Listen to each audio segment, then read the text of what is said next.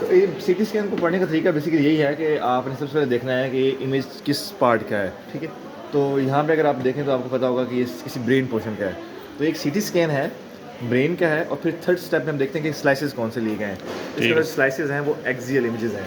तो बेसिकली सीटी ब्रेन है, एक्सियल स्लाइसेस हैं, और इसमें सीटी पता कैसे चलेगा आपको कि सीटी है या एमआरआई है। तो आप अगर देखें इसकी बोन विंडो को देखें, बाहर बोन की डेंसिटी को, तो ये बहुत एक मोटी सी लेयर नज़र आ रही है आपको हाइपरडेंस की।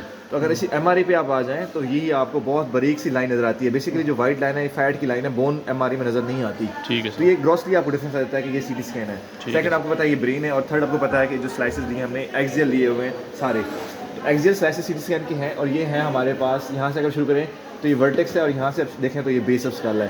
तो एक्सियल स्लाइसेस हैं और vertex to base of skull आपने सारे लिए हुए हैं। कंट्रास्ट आपको इसके अंदर ऐसा कुछ नज़र नहीं आ रहा।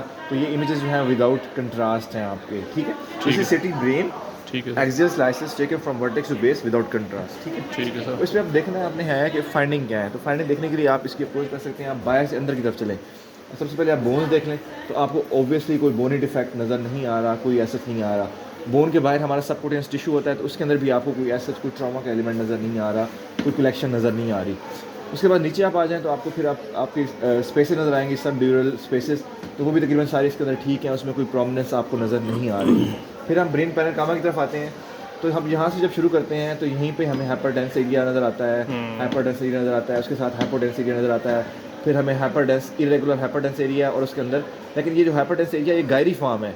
इसकी शेप जो है वो गायराई की तरह है, ठीक है। तो ये जो हाइपरडेंस एरिया है गायरी फॉर्म है, और साथ में उसके साथ जो है वो आपको हाइपोडेंसिटी भी नज़र आ रही है। सही है सीटी सर। स्कैन के हम टर्म यूज़ करते हैं हाइपरडेंस और हाइपोडेंस। एमआरआई पे हम यूज़ करते हैं हाइपर इंटेंस और हाइपो इंटेंस, यस सर। और अल्ट्रासाउंड पे हम यूज़ करते हैं टर्म हाइपर एक्यूएक और हाइपो एक्यूएक। तो ये सही है तीनों सर। स्पेसिफिक है फॉर द डिफरेंट रेडियोलॉजी।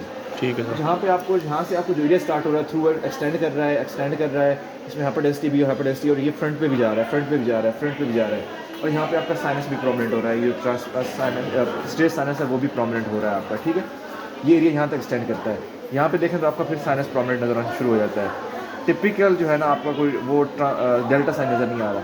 तो अब अगर हम डिस्क्राइब करें तो हम कहेंगे कि भाई जो है the finding are confined to the mainly to the left side of the brain in the form of gyriform hyperdensities with surrounding hypodense areas ठीक है sir. that are seen in the parietal lobe and also in the parietal lobe and some part of frontal lobes, ठीक है। तो ये basically haemorrhagic areas हैं, ठीक है sir. और ये लेकिन सर हेमरेजिक इंफार्क्ट है ये जो basically। हाइपरटेंस एरिया यहाँ पे भी है, यहाँ पे भी नजर आ रही है, ये क्या है? कंजेशन है कंजेशन हो गई ना? साइनस कंजेशन है। तो कंसिडरिंग हेमरेजिक इन्फार्क्ट और फिर कंजेस्टेड साइनसेस के, तो मतलब हमारा CSVT हो गया, उसकी वजह से टॉप पे इन्फार्क्ट है। डिफरेंशियल जो है ना वो हेमरेजिक इन्फार्क्ट के अंदर डिफरेंशियल जो है वो CVST होगा। लेकिन इसमें हम कह नहीं सकते कि CVST नहीं, उसके लिए हमें MRV या CTV की तरफ जाना पड़ेगा। सही बात है। टाइम बीइंग हमें कहेंगे हेमरेजिक इन्फार्क्ट है, ठीक है। ठीक है सर। और most likely aetiology can be CVST, ठीक ठीक है। है। Okay, thank you.